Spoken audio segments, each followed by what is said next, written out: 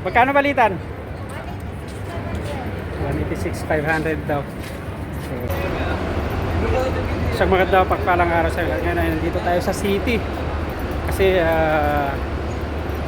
kailangan ko magpadala para sa pang-enroll ng preparation sa review ng anak ko. So andito tayo. Kabila. Papunta naman to sa Friday Market. Ito yung bridge sa may city. So samahan nyo ako. Magkano kaya palitan ngayon? Sana maganda-ganda. So kumusta mga buhay-buhay dyan? Ako pala si Ronnie, isang OFW sa kasalukuyan dito sa bansang Kuwait. Pasupport naman ang channel ko, like, share, and subscribe. At maraming salamat. Ronnie Mutilla Vlogs. At dito nga tayo nagpapadala sa may Aman Exchange. So tingnan natin kung magkano balitan. Magkano balitan? 186,500 daw. So madam.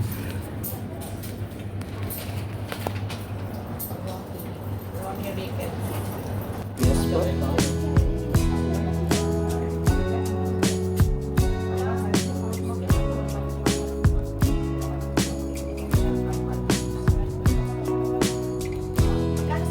Ma'am, yung marireceive.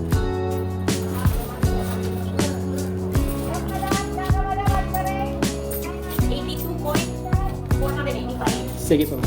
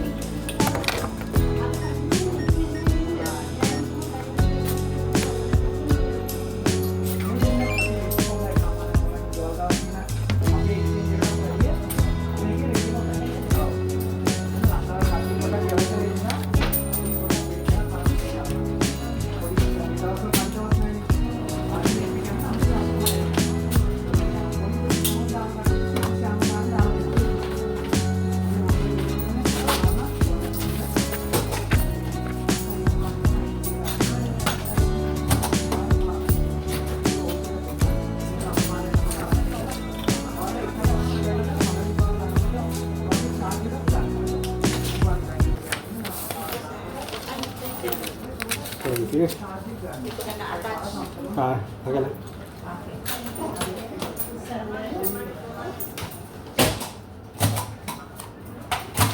Ito, napala lang tayo. Thank you, ma'am.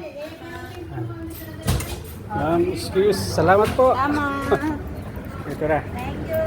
Salamat din. Dito kasi ako nagpapadala sa Aman Exchange.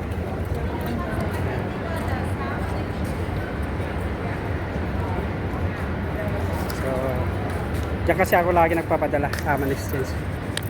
At ayan na, wala na naman natirang pera, talang ganyan. At least may bigyan natin yung pangailangan ng ating pamilya. So let's go. Maghanap muna tayo ng makakainan bago tayo umuwi. So samahan nyo ako, kain muna tayo ng pansit saka halo-halo. Tama-tama, tag-init eh, mainit bago tayo uuwi. So ayun, tapos na, naipadala na natin. I-message na lang natin i-resibo. So sesend na lang natin para lang ganyan eh. Kailangan kasi. So doon lang ako lagi nagpapadala sa Aman. Maganda-ganda yung palitan ngayon. So siguro dahil nasa kalagitnaan. Kaya so halika at samahan niyo akong kumain. Talaga niyang buhay dito sa abroad. Minsan, kailangan mo talaga mag-tiis.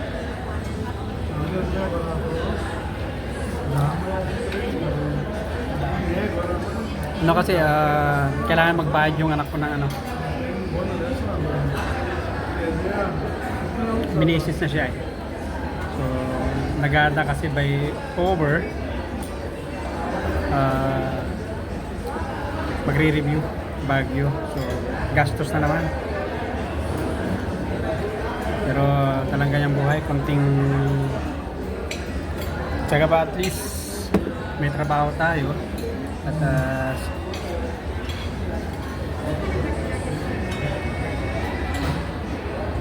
sana lang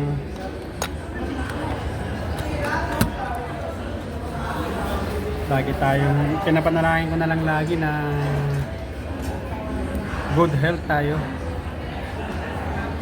Ang hirap, ang lungkot, buhay OFW sa totoo lang. Halika't samahan nyo akong kumain. Nandito ako sa may UTC Malia.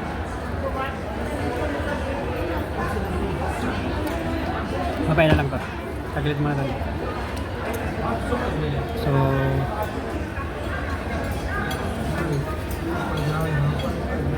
sa totoo lang, ang bilis ng pera. Anong buwan? Buti meron akong tinatago konti. Actually, pauwi sana ako bakasyon. Kaso nga lang, start na akong nag-leave dito sa Kuwait. Hindi ako nakauwi ng Pilipinas. 2 years na. Kasi sa mga maraming dahilan. Kailangan ko magtyaga eh. Talagang kanyang buhay. Na nagsimula akong nag-leave ng 30. 29, wala na akong pasok kasi day off ko. 30 hanggang September 2.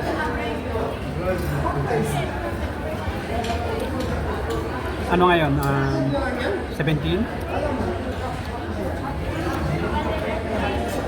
August. So, 2 weeks pa. Nakaboring din sa sa accommodation, walang ginagawa minsan.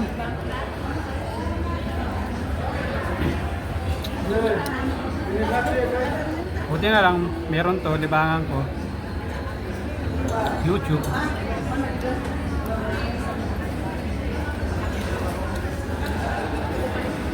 Dito ako lagi pumupunta, nagpapansit pag pumunta ako dito sa Malia, every month pag nagpapadala ako. Malimit ako dito. Meron din sa baba yung yung only rice, isang ulam, isang tubig, 850 pills. Kaso nga lang puno ang kanina eh. Pumunta ako dun.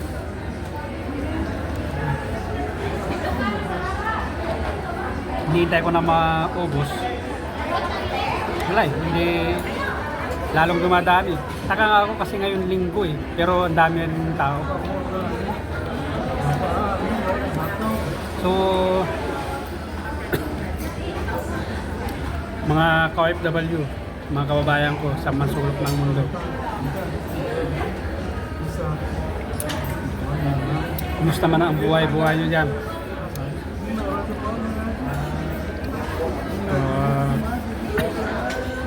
Dito, tag-init pa rin dito sa bansang Kuwait, dito sa Middle East. Hanggang ano ba yan? Katapusan. Tapos siguro by September, may pababa na yan. Then, taglamig na ulit.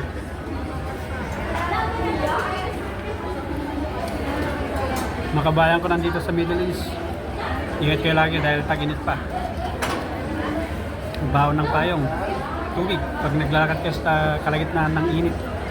At mga kababayan ko sa mansulok ng mundo. So, papaano? Tapusin ko muna to. At maraming salamat sa iyong pagsama.